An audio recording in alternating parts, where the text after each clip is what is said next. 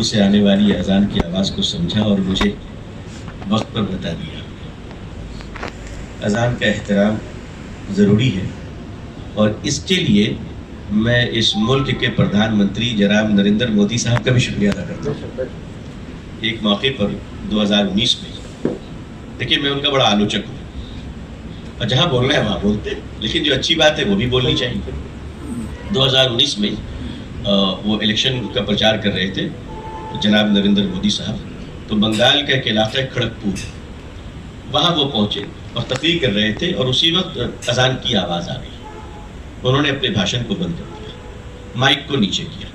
میں ان کے اس بہترین مثال کے لیے ان کا شکریہ ادا کرتا ہوں، لیکن ساتھ ہی ساتھ میں ان سے کہنا چاہتا ہوں کہ انہوں نے کہا تھا ٹرپل طلاق کے معاملے میں کہ دیش کے مسلم بہنوں کو گھبرانے کی ضرورت نہیں ہے، اس لیے کہ ان کا بھائی نریندر مودی زندہ ہے۔ تو میں ان سے کہنا چاہ رہا ہوں کہ آپ کی بہنوں کو بلی بائی ایپ پر بیچا جا رہا ہے، آپ ابھی تک چپ ہیں۔ بلکہ ہمارے دیش کی پرمپرا ہے کہ راکھی اسی لیے بندھوائی جاتی کہ بھائی بہن کی رکشا کرے گا۔ تو میں بھائی کو آواز دیتا ہوں کہ اپنی بہنوں کی خبر لیجئے اور ان کرمنلوں کو بھارتیہ دنڈ جو قانون ہے، جو ہندوستانی قانون ہے، کرمنل ایکٹ کے تحت ان پر اس کی کارروائی ہونی چاہیے، کیونکہ یہ بہت گندی روایت چل رہی ہے۔ میں آشا کرتا ہوں کہ آپ سب کے ذریعے میری آواز پہنچے گی وہاں اور وہ ضرور اس پر ایکشن لیں گے انشاءاللہ۔ دیکھیے ہم اپنے گھروں میں جب رہتے ہیں تو ہمارے اپنے گھروں کے بھی کچھ اصول ہوتے ہیں، کچھ قانون ہوتے ہیں، کچھ ضابطے ہوتے ہیں۔ وہ یہ کہ آنا جانا دروازے سے ہوگا، ونڈوز سے نہیں ہوگا، کھڑکیوں سے نہیں ہوگا۔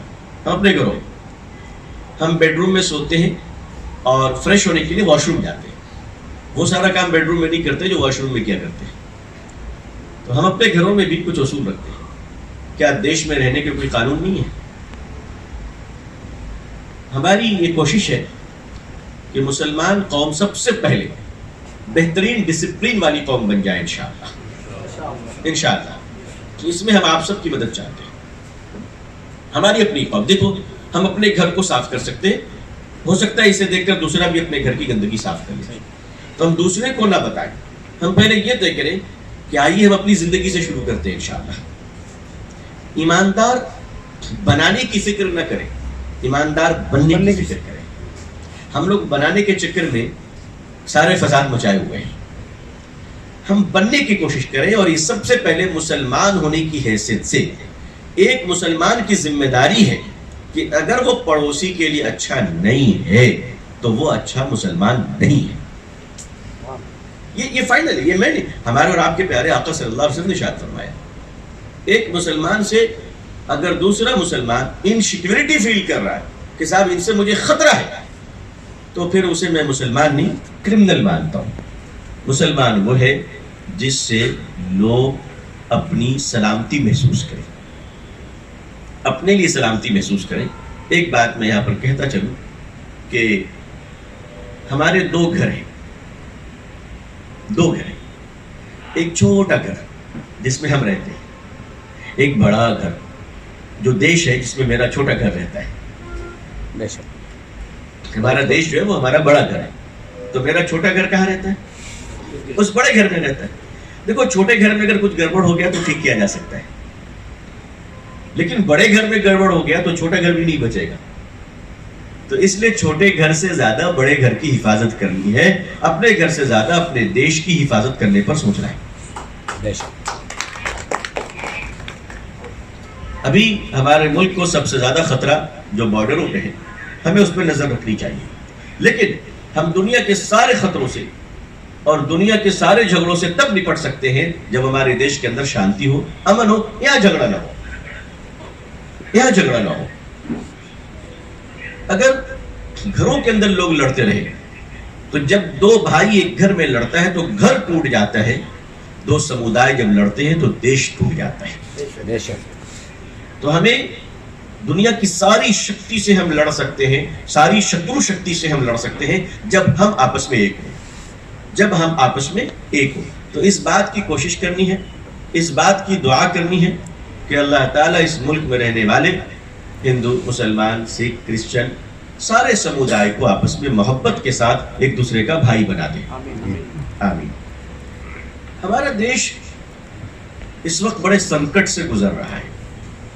وہ سنکٹ یہ ہے کہ کرپشن، بے ایمانی اپنے چرم سیما پہ پہنچ چکی ہے.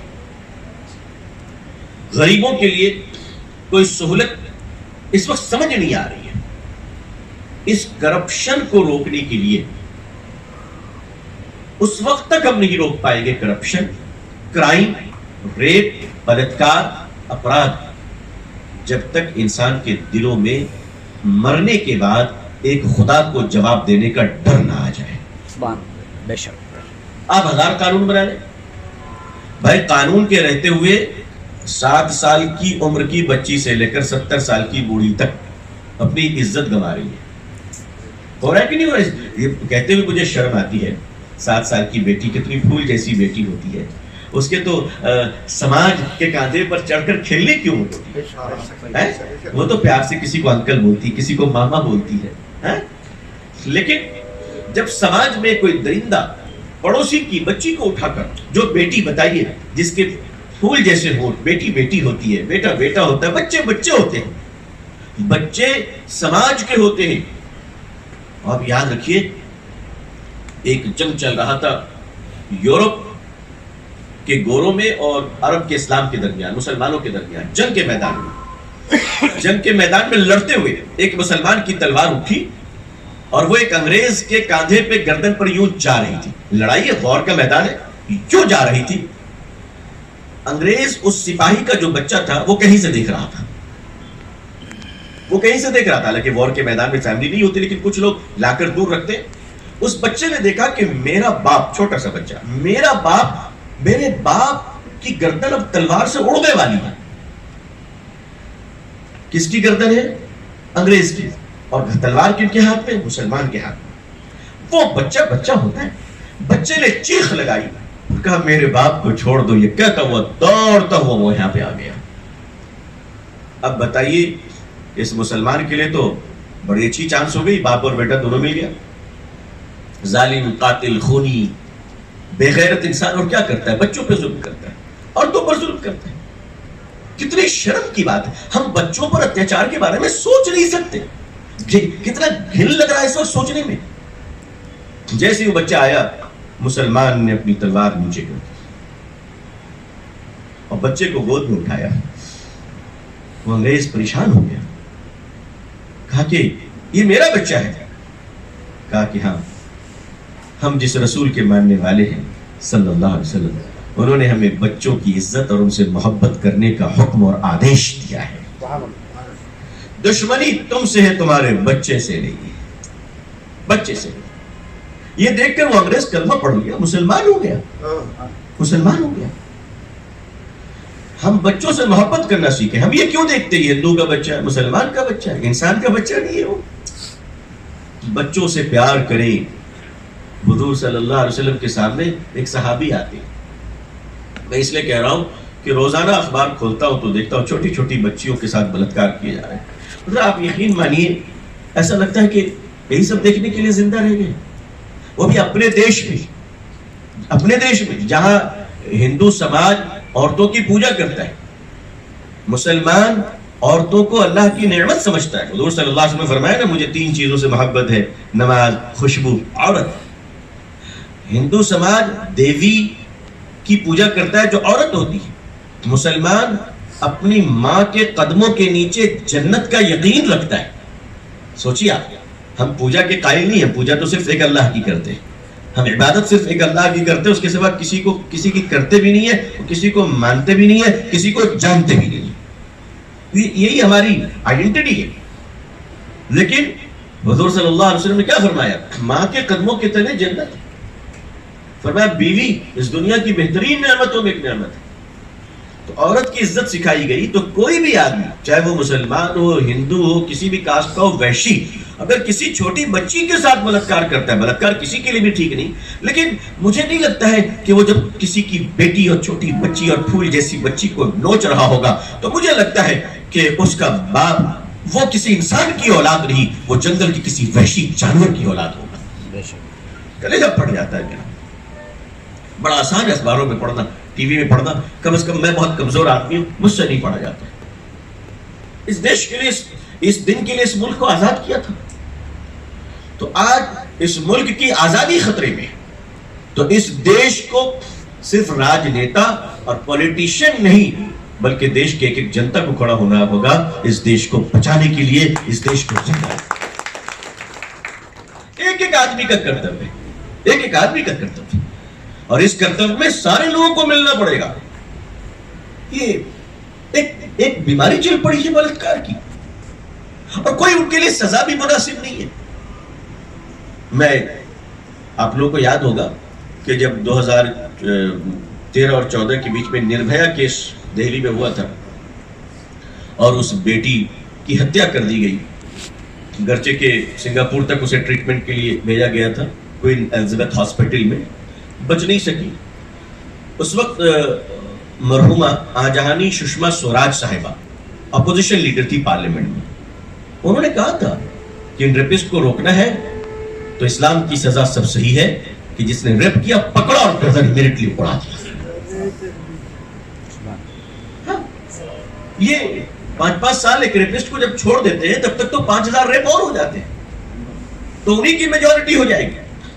قانون بہو بیٹیوں کی عزت بچانے کے لیے قانون بھی ضروری ہے، لیکن خدا کا خوف بھی ضروری ہے.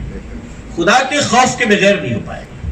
میں آج یہ میسج دینا چاہتا ہوں آپ تمام مسلمان بھائیوں کے ذریعے پورے دیش کو کہ دیکھو، تم جس دھرم کو بھی مانتے ہو، جس پرانت اور پنتھ کے رہنے والے ہو، جو بھی بھاشا آپ بولتے ہو، ایک بات پر وشواس رکھتے ہو نا، ایک دن آپ کو مرنا ہوگا، ایک دن ہم کو مرنا ہوگا. تو سوچو مرنے کے بعد اپنے مالک کو کیا جواب دیں گے. اتیاچار مت کرو بھائی، اس لیے کہ اتیاچاری بہت دنوں تک نہیں رہا کرتے. مسولینی اور ہٹلر کی تاریخ ختم ہو گئی، کوئی بھی اتیاچاری زندہ نہیں رہتا. تو پولیٹیکل سسٹم میں اگر ٹرانسپیرنسی، آنیسٹی لانا چاہتے ہیں تو اس کے لیے لیڈروں کی اصلاح نہیں، جنتا کی اصلاح ہونی چاہیے کہ ہم اندر سے بن جائیں کہ ہم ایماندار رہیں گے انشاءاللہ. جو لوگ اپنے ووٹ کو بیچتے ہیں وہ جیتے ہوئے نیتاؤں سے ایمانداری کا مطالبہ زندگی میں کبھی نہیں کر سکتے. ان کو کوئی حق نہیں کرنے کا، کوئی حق نہیں کرنے کا. لہٰذا آپ سب پولیٹکس میں ہیں، میں آپ سے اتنی بات کہوں گا کہ آپ خدمت کیجئے انسانوں کی خدا کو راضی کرنے کے لیے. آپ پولیٹکس کیجئے، مانو سیوا اس لیے کیجئے تاکہ خدمت کریں، خلق خدا کی خدمت اس لیے کریں کہ انسانوں کو پیدا کرنے والا خدا ہم سے راضی ہو جائے انشاءاللہ. تب جا کر ہمارے ملک میں کچھ امن و امان کی بہاریں آئیں گی، ورنہ غریبی بڑھتی چلی جا رہی ہے، بیماری بڑھتی چلی جا رہی ہے، رشوت بڑھتی چلی جا رہی ہے. ایک آدمی جس کے پاس کچھ نہیں ہے، اچانک کیا ہوتا ہے کہ وہ ایسی راہوں پر چلتا ہے کہ دیکھنے کے بعد معلوم ہوتا ہے کہ آدمی تو بدل گیا.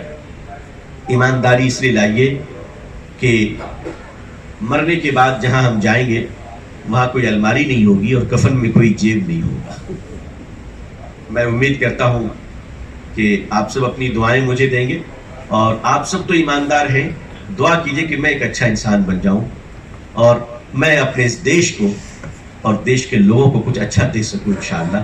اس کی میری بڑی کوشش ہے. کوشش رہتی ہے، کامیابی اللہ کے ہاتھوں میں ہے، لیکن آپ لوگوں کی دعائیں مل گئی تو انشاءاللہ میں کچھ اچھا کام کر سکوں گا. بہت بہت شکریہ، بہت بہت شکریہ.